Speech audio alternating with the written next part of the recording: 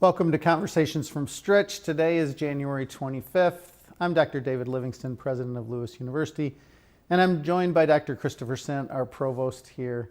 I did want to just say, yesterday was amazing. It was one of our extended community hours, and we had an interest fair, so all the clubs and organizations, as well as a lot of the groups on campus that serve students in all sorts of different ways were in the faculty dining room and university dining room over outside of Charlie's Place. And the crowds were amazing, Chris. I know both of us were there. Jet was there. He was very popular. We got to see, I got to see Jet twice yesterday, our dog on campus, our comfort dog. But I was just so pleased, and I just want to say thank you to everybody who participated, both those who were looking for a club or organization to be a part of, but also for all the leaders of the clubs and organizations to come out, to put up their table. Many of them bought candy. I tried to avoid all the candy because I would have been like Halloween. But it was really just a great event, great energy in the room, and it's exciting, I think, for all of us because it allows so many different types of opportunities for students to get engaged in. It is the second week of classes, hard to kind of believe. I want to say a big thank you to everyone who in the communities helped to get students both oriented, those new students, new transfers, new first-year students who started this semester. Welcome to Lewis if you're watching, but also for everybody behind the scenes that got them in their residence halls or got them registered for classes or finalized their financial aid, as well as, of course, all the faculty who have started up classes and have their syllabus ready and all the other activities that go along with it.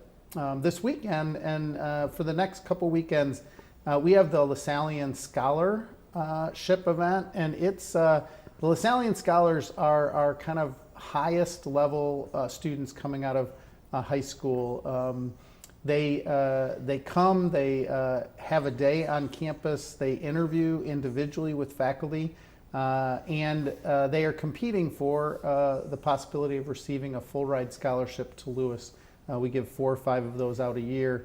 I got to say, I've been at this every year that we've been doing it, and it's all the students who come, many of them will not receive a full ride scholarship. They'll receive some kind of partial scholarship, but many of them end up here at Lewis. So again, any of you who participated last year, the year before, I got to say, I'm just so impressed. I mean, the qualifications, the backgrounds, just really interesting people that are looking forward to possibly coming to Lewis. So really exciting event. I did want to just remind the community, we were saddened this week to hear about the passing of Brother Raphael Mascari, one of the brothers who's lived on campus. Brother Rafe was a member of the Christian Brothers community here. He was part of the Lewis community for the last 50 years, served as an assistant professor of mathematics, associate dean, and dean of the Legacy College of Arts and Sciences. He also served briefly as interim vice president for academic affairs and retired in 2018. Brother Rafe had been, dealing with some health issues for the last couple years and just passed away this week. The visitation, for those of you, faculty, staff, students, many of the students that are here right now probably wouldn't have known Brother Rafe because he hasn't been on campus, but many of us have been his colleagues. So this weekend at Sancta Alberta Chapel at 10 a.m. on Saturday, we'll have the Mass of Christian burial and then a reception to follow in the Darcy Great Room. So there will be a private burial that'll take place in the following weeks at Resurrection Cemetery, but for any of you that want to join in. So again, welcome, Chris. It's good to be with you as always, and I know you have some exciting news.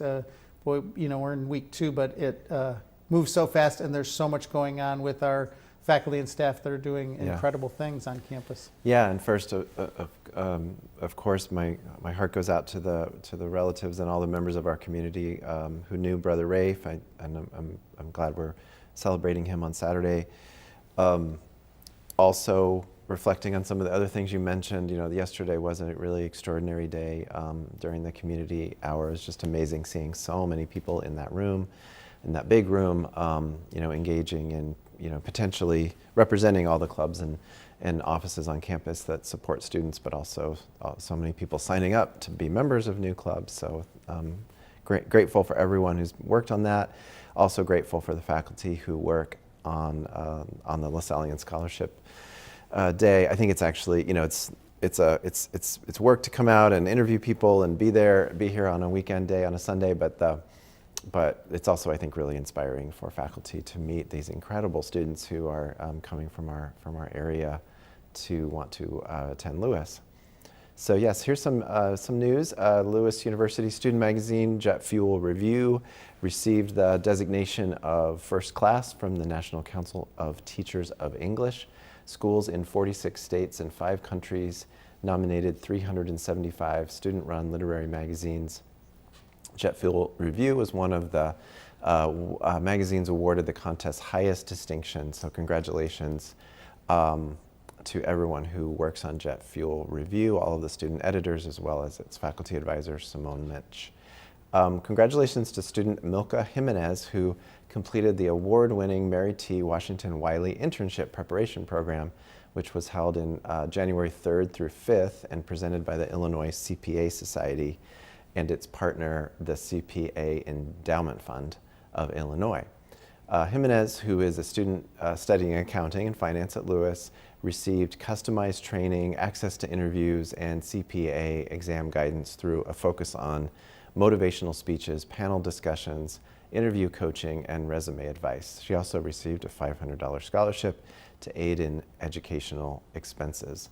So this highly competitive program offered to her gave her an opportunity to engage in various interviews with major accounting representatives from Abbott Baker Tilly, McDonald's, Grant Thornton, and more. So that's so exciting, and congratulations to her. And just one more note about that. The Wiley Internship Preparation Program prepares Illinois-based racial and ethnic minority college students interested in pursuing careers in accounting and certified public accounting credentials. So that's a wonderful program, and so great that one of Lewis's students won the award and also got to participate in all that. Congratulations to Dr. Edson Chapalo, Assistant Professor of Social Work, who published an article called The Prevalence and Association of Adverse Childhood Experiences with Suicide Risk Behaviors Among Adolescents and Youth in Zimbabwe in the December 2023 edition of the Child and Adolescent Social Work Journal. Also, Professor Chapalo is a co-author of an article called A Phenomenological Study of Barriers and Needs Related to Opioid Prevention, Treatment, and Recovery in Rural Alabama in the qualitative report published in November of 2023. So wonderful news across the board for our faculty and students.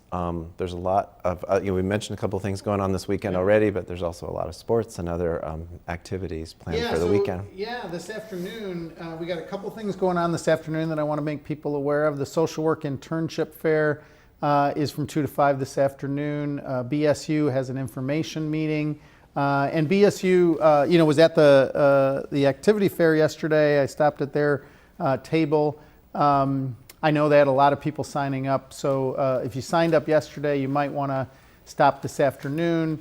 Men's volleyball tomorrow night against George Mason here. The men's volleyball has had a great season so far, and I think we'll continue that.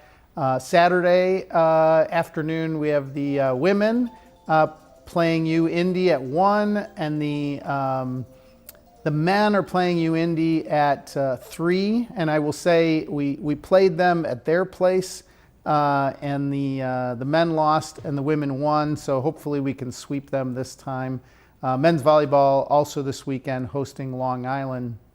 And then, as usual, on Sunday evening, remember that there is a mass available in the chapel on Sunday night, and then there's an event next Monday night in the Gaffney Center, a do-it-yourself night. So lots going on next week. We also just wanted to mention, because there's many of our athletes, student athletes, travel over the weekend, and they're not here for you to see them. But with almost all of these, you can watch them online. So men's and women's track and field are competing at IUPUI.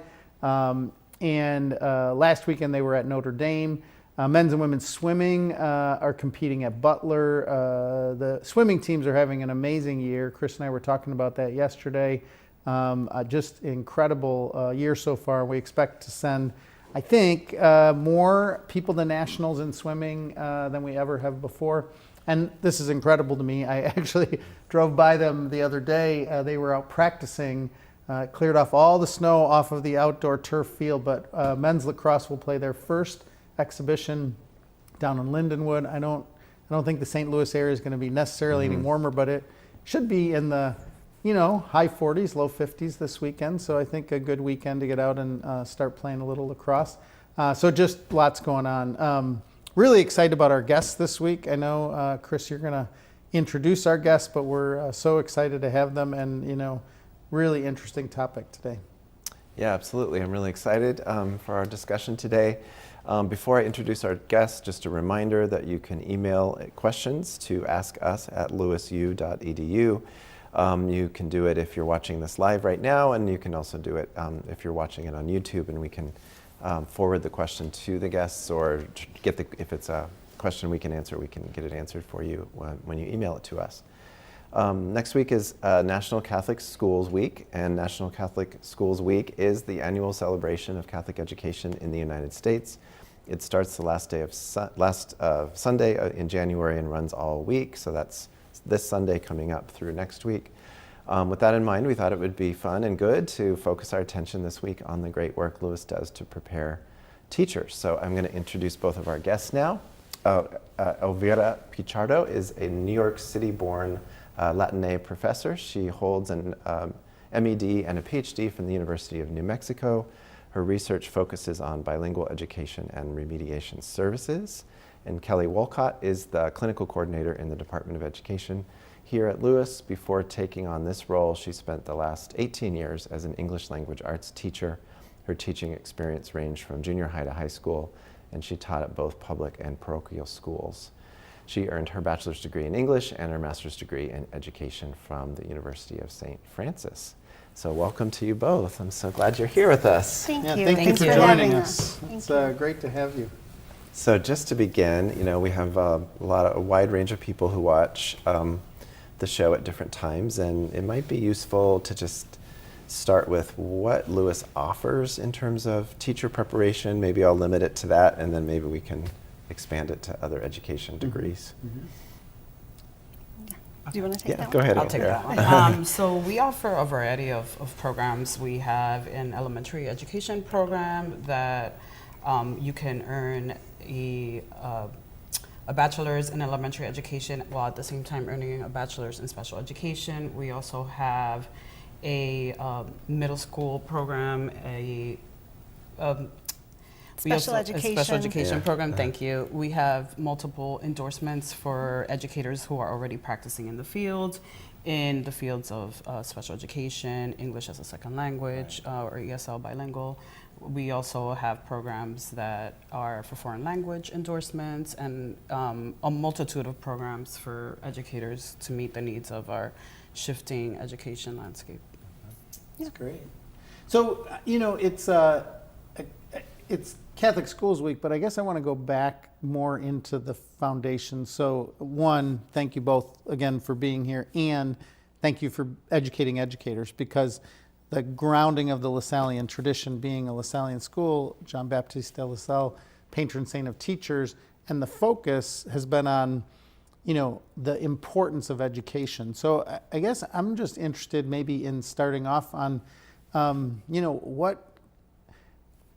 what led you to want to educate educators, for both of you? I guess I'm just interested in the background, and was it having some amazing teacher in high school or college or grade school, or was it, a parent, or I don't know, I'm just interested in, because, for all of us, all four of us have been in the education business, and, I taught for many years, and now I don't get to teach anymore, but I am interested in kind of how you got into this area. Kelly, do you want to? Yeah, I'll go ahead and start. So I was a teacher of junior high and high school students And in that role, throughout my career as a teacher, I had several experiences where I had fieldwork candidates or student teachers work with me. And that's why the shift to coming to Lewis and working as the clinical coordinator, helping to help our candidates find the right fit for their field experiences. Just having been a mentor teacher myself, Right. I understood, one, how important it is that the candidate have a little bit of buy-in and feel comfortable where they're going with their placement, but also that you have mentors that are really excited to teach them and welcome them into the classroom, because that makes all of the difference, I think. So Kelly, I just want to push this a little bit, because for some of people in our audience, they could be a sophomore or something and not really know that they actually want to be a teacher. So I guess I'm looking back in your life. When did you know that you wanted to be because you taught before you were here? So, you taught. So yes. When did you know that? Did you know that when you were sitting there in high school? Did you turn to No, it I in did college? not. Did you do it post college? Post college. Yeah. So that's part of So- what I want to get at, is because I think some people watching might not even realize how they want to be an educator until after they get Until their degree in after. accounting or something. Yes, so my initial degree was in English. I actually had a corporate job, and so I worked in customer relations, and I found that in doing that job, I often found myself in the role where I was teaching other people and helping other people, and I thought, if I'm teaching people all day, I really should just be a teacher. And so that's why I went back and did get my degree in education. Finally just accepted that really was what I was your supposed vocation. to do.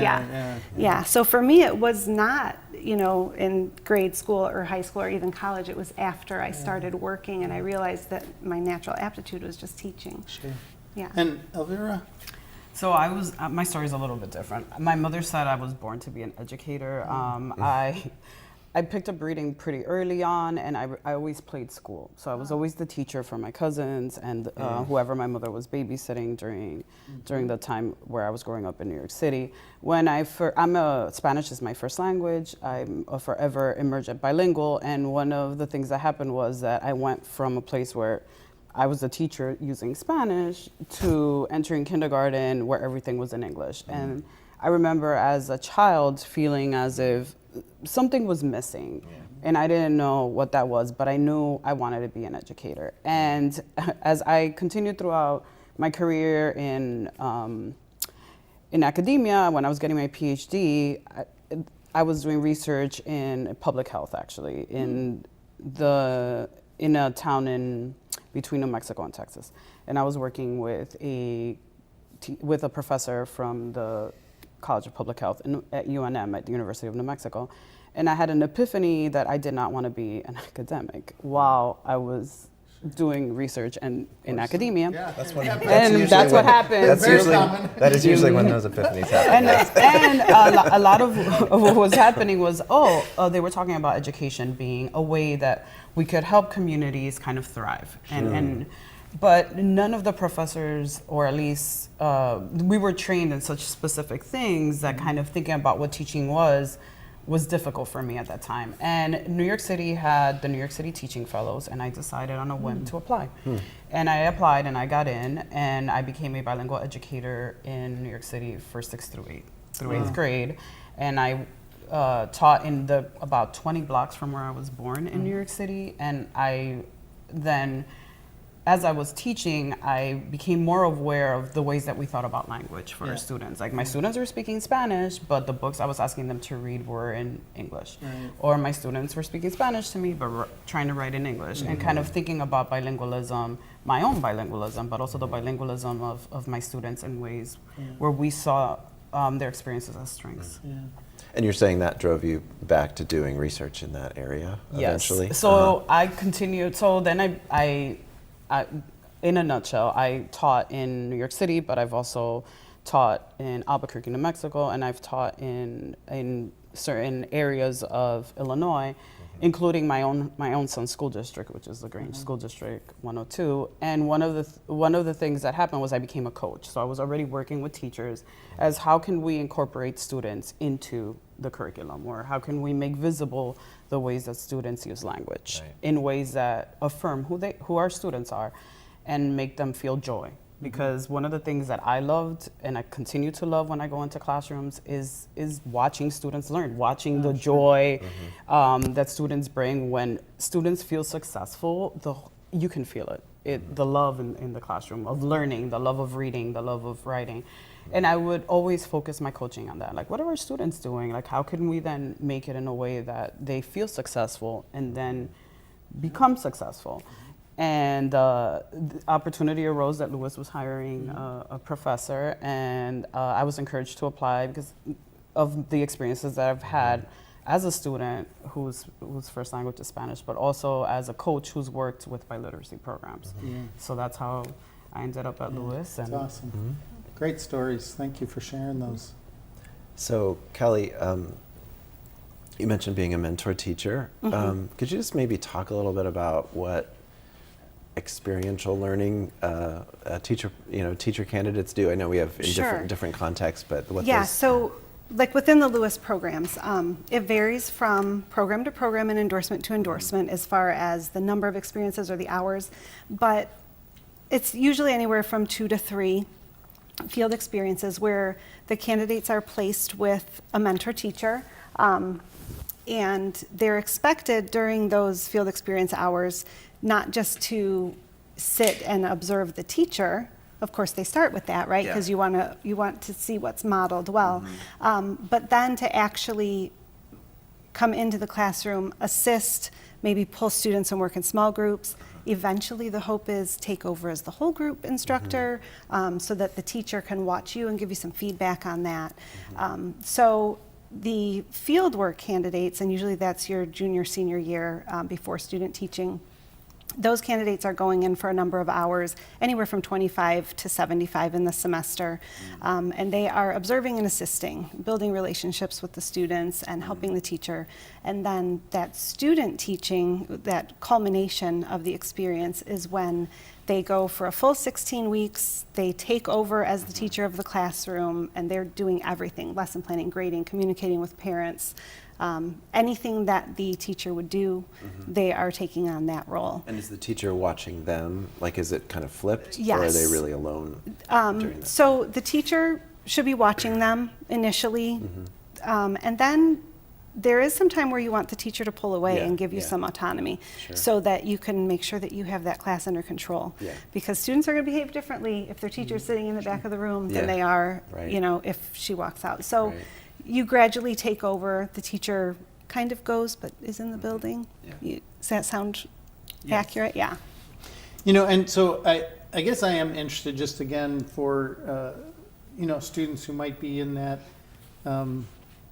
they have an inkling about this. So obviously we have many students who, both on the undergrad and grad level, who come here and know, I want to be an educator, and I, tell me my plan, and I start my first semester and it's all laid out.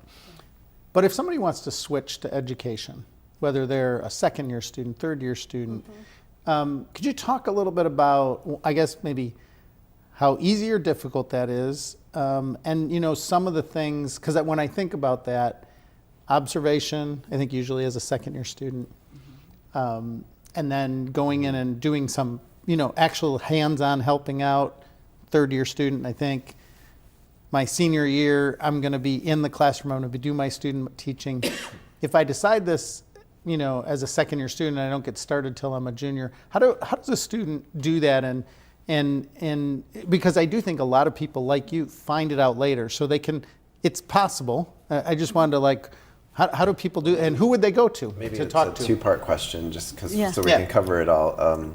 How do you change majors if you're a traditional age student, and how do you become a teacher when you're 23 years old and you have a political science major and you have an epiphany that you want to be a Well, okay. So for the coming back as a grad student, I believe there's a program that's licensure. That's what I did, a program that was licensure with education. That's what I did also. And so that's very straightforward. You are a graduate student, you're getting your master's degree, you're going through the licensure process. As far as switching majors, midway. That's a little beyond my area of expertise. No, that's fine. And But that's if totally I fine. but if I had a student reach out and say I want to switch, I would ask them to talk to their advisor or talk to the program director of education, and so they would need to look at what courses they had taken, Yeah. and then certainly there are courses that are required for each degree, and they would work with them to make a plan. And Sure. I know that our program directors in all areas of education are extremely willing to work with students who want to pursue the degree. And so they're going to make that as streamlined as possible. And you for them. catch up on your placements Yes. if you are Oh, starting as a absolutely. junior or whatever. Absolutely. Yeah. Yes. Yeah, that's kind of what I was, Yeah. I mean, because that's your area, Yes. like I assume sometimes you have somebody who's, fall they have to do Yeah. this, spring they have to do that because they got to get caught up, And so they to speak. will, and the advisors will send me a plan and say, this student's a little bit different than your traditional, Got and it. they Yeah. will spell it out for me, what Right. kind of placements they need and what their plan is. Great. And when do So- they typically begin their placements? So field placements, so if your final semester is student teaching. Right. And so the 2 semesters before that, you're definitely doing a field. For programs that require 3 fields, it would even be the semester prior to that. So your final 4 semesters. So your last 2 years, you're in field placements. Okay. And why are there multiple ones? This is my last question. Yeah, We'll get off no, of this that's a topic. good question. It's I think it's complicated. because you want to get, first of all, as much experience as you can to different districts, Yeah. different teaching styles, different student behaviors, and different grade levels. Because your license, so if you're an early childhood education major, your license goes from pre-K to 2nd grade. Those are very different grade levels and age levels. And so because you're licensed to teach all of those, you want to have the experiences in all ranges. Yeah. And so the same would go for high school, or if you get that middle school endorsement, elementary, 1st grade and 5th grade are very different behaviors, very different students. And also you mentioned geography, so in a place like Lewis, you can have a Yes. placement in a very urban environment and a very rural environment. And that would Absolutely. be, or, and those Yes, are- and we try to get our students in multiple districts, different types of districts, so that they have all of those experiences. And does each endorsement require potentially a different placement? So if I'm gonna do special ed as an endorsement, then do I have to go back and do another placement, or Yes. it depends on what I did my first one on, or? Yeah, so let's say you were an elementary education major, and you did your elementary field experiences, and you decided you wanted to add a special ed endorsement. That would be another field experience in a special education setting. Makes sense. Yeah. Yeah. So I would love to go back, Elvira, mainly because we've had a couple shows in which we've talked about the St. Augustine merger. I don't expect you to know all about that, but you are an expert, one of our experts on campus on bilingual dual language education. And I guess I'm just interested, we've talked a lot about this. I've talked to a lot with Reyes and Andrea and other people at St. Augustine and their faculty. And I guess there were 2 things that you said earlier that I really, they're very compelling to me, and I'd love to have our audience hear a little bit more from you about it. So one is this kind of, for lack of a better word, empowerment that education offers to people. But the second one is this little bit of tension you felt when you were young about, I guess I want to call it the unfairness of the expectation that everybody learn in English. So I'd love to hear you just talk a little. I know it's an area of your research. I know it's an area of your passion. Yes. And I think everybody should hear a little bit about both the ways in which it limits, I think, some amazing people from maybe contributing as much as they could in society because of the way that we maybe put false barriers in front of them, and then the way in which you and others in your field are trying to work to remove some of those barriers. So as a LaSallian University, one of the focuses is social justice and the ways that we can think about our students as humans, as people, instead of just data points. And I know that with No Child Left Behind and the standardization of curriculum, it tends to follow a trajectory that everybody learns in the same way or in the same path or in the same language or come from similar experiences. And one of the tensions that I had very early on as a student that kind of impacted my trajectory and where I am today was this tension that I knew how to read in Spanish.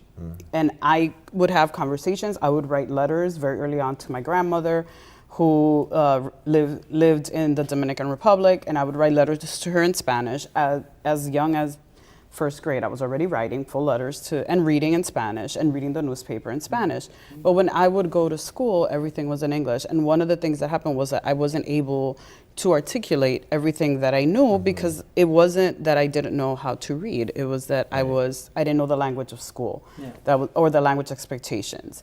And that tension, first of all, when I was very young, I was already screened for remediation. And as you notice, that's one of my research interests, because even though I knew how to read and write in Spanish, I was already labeled by the school as I was lacking in English. And that followed me throughout until third grade, where I finally learned enough English to show that I was reading above grade level. So one of the things that I kind of think about is when we think about our students is we really want to see them as individuals. What are their histories?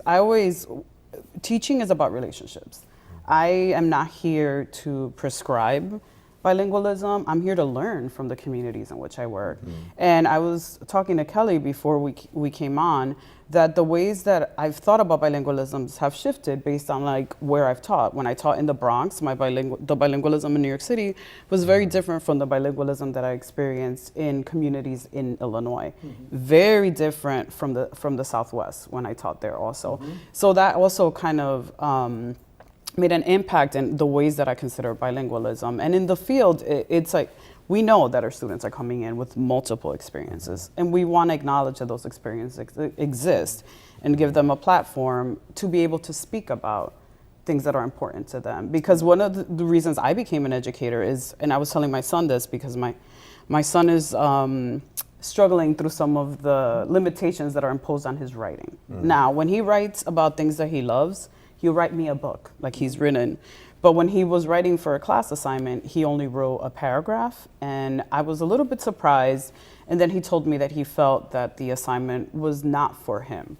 And it's something that has come up throughout my own experiences where students feel like schooling is not for them. And that students feel like reading is not accessible to them, that it's for lack of a better term, for other students, but not them. And I remember my 8th graders would tell me that, like, nah, Ms. Pichardo, this is not for me. And I was like, no, this is for you. This is specifically about how we look and read the world.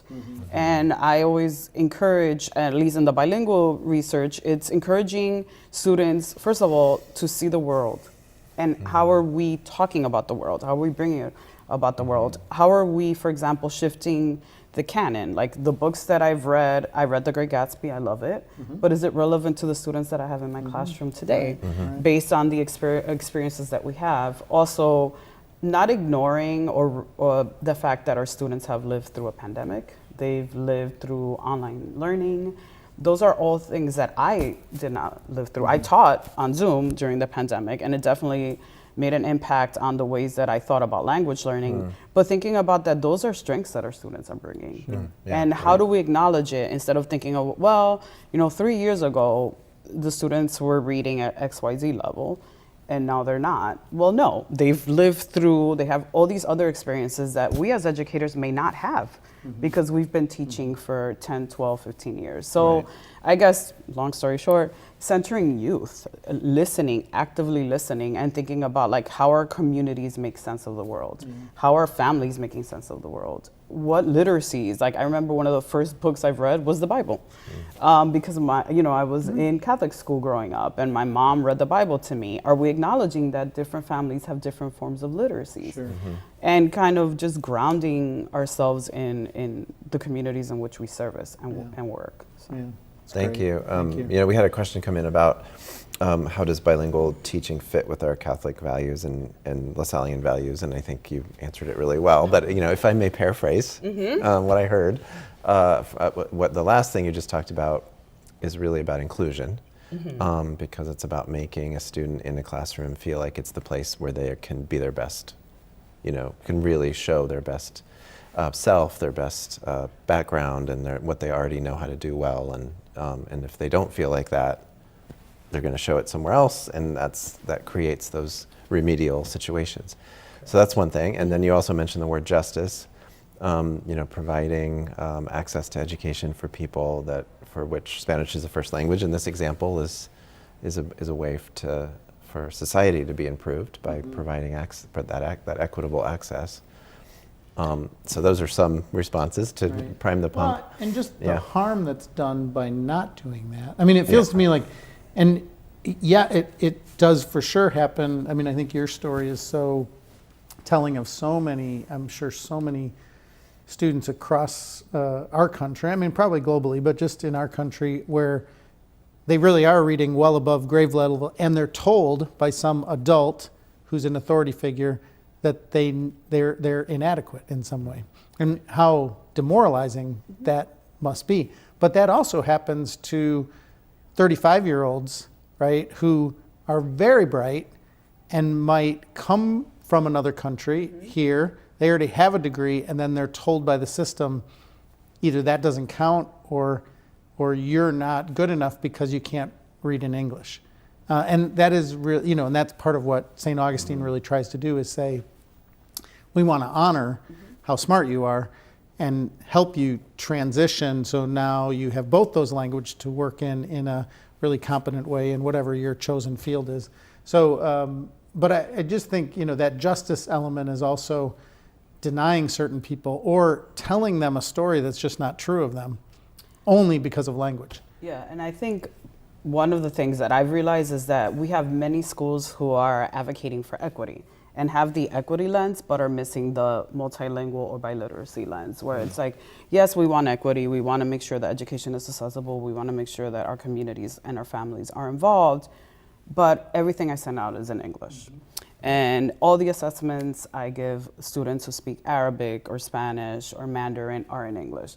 So it's kind of thinking about, how do we then embody the principles of social justice and of equity in ways where it's not just, yes, we are in a country where we need to learn English, but that's not the end goal. We want to maintain bilingualism. We want to maintain multilingualism, because at the end of the day, it's fascinating to me that when I went through school, they wanted to remove Spanish, but yet when I was in college, I had to take a foreign language.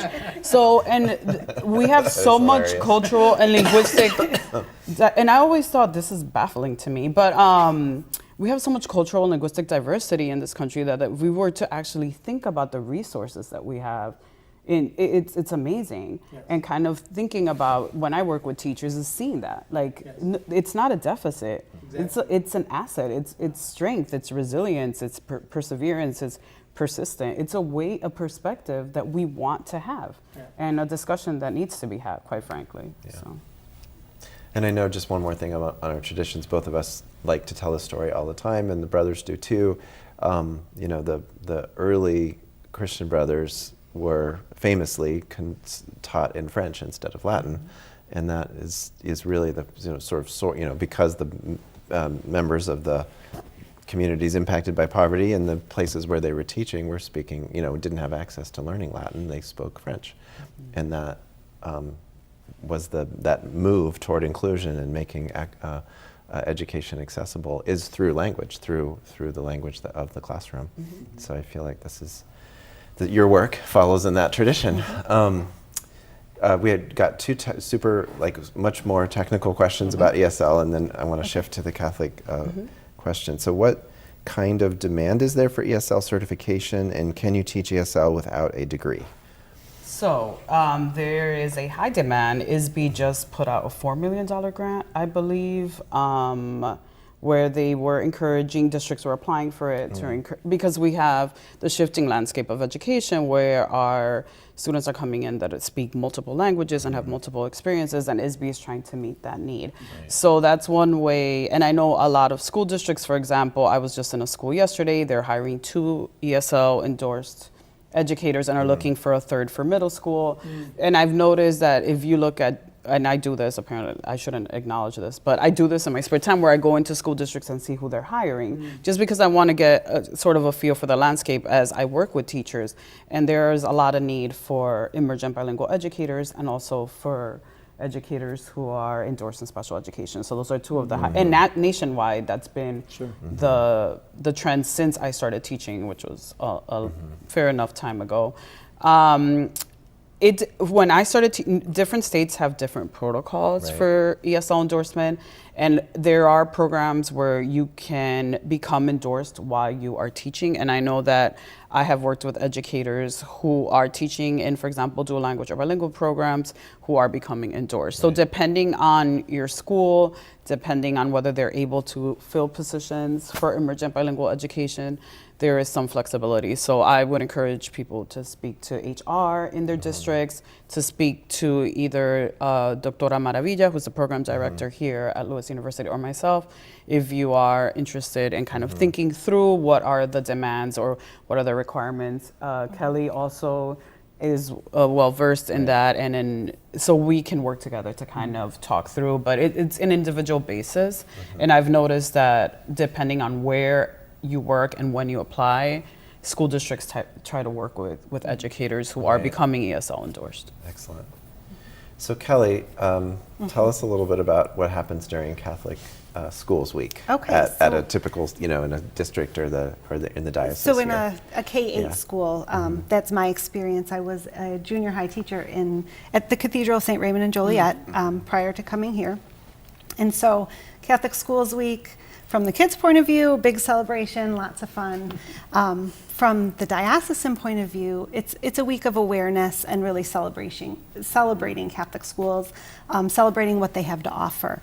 And so they do typically start Catholic Schools Week with a mass, and then a lot of parishes that contain a school will have an open house coming up this Sunday. And the idea is they want to get people who aren't familiar with their school in the door, take a look around, meet the teachers, see some of the current students who will be, helping out. And I'm going to look at my notes really quick here because I jotted some things down. So this year's Catholic Schools Week motto is Catholic Schools United in Faith and Community. And every year, Catholic Schools Week has a different motto. And so then every day of the week, the kids will focus on a different group of people who helps make Catholic schools possible. So they'll celebrate their parish, their community, their nation, the vocations, faculty, staff, volunteers, their families. And they'll have different events and different themes of the day. I know a lot of the schools do like a dress down where the kids get to dress down, and it somehow relates to that theme. And for the kids, this is very exciting. But the whole idea is really that they want to celebrate what's happening in Catholic schools. And so that's academic excellence, teaching centered in faith, their focus on service, their partnership with the parents, and then their commitment to teaching the whole child.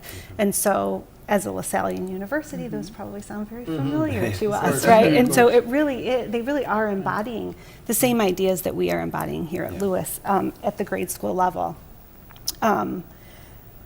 We do have a great partnership with the Diocese of Joliet. We also have some schools in the Archdiocese of Chicago that we work really closely with. And so we attempt to have our students during one of their field experience placements at least have some experience in a Catholic school, just so that they can see the difference between a Catholic school and a public school, get some exposure to that, and hopefully have a different idea if they don't already know what it's like being in a Catholic school. Once they leave, have a different idea than when they started. Sure.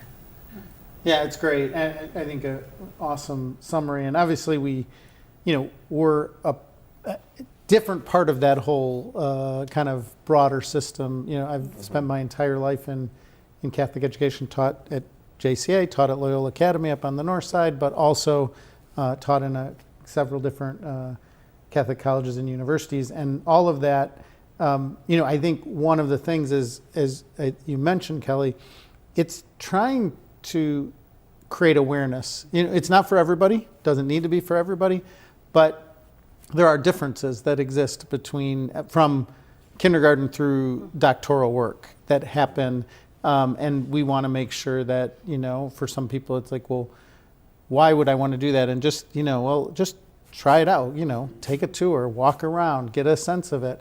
And I think that's something that can be quite powerful for those that want to entertain that. So, yeah. So we are really out of time, but I just want to mention quickly, and we won't talk about it, that Lewis is the home of the Institute for Advancement of Catholic and Lasallian Education as well, which both supports the diocesan schools of the region through professional development, and help me out if I'm getting this wrong, but through professional development and programming for both, primarily for teachers and school administrators, but also, being supporting students through that larger diocesan community that we're all a part of. So we're grateful to be to doing that as well. So thank you so much for Thank being you here. for It was having really us. fun Yeah. to talk and went by Thank really you both. fast as always. It's been fascinating and wonderful as always. So, and hope you have a great rest of your week. And to everybody watching, thank you for joining us. It's been great to be with you. We wish you a great week, great weekend, and many blessings to you and all those you love.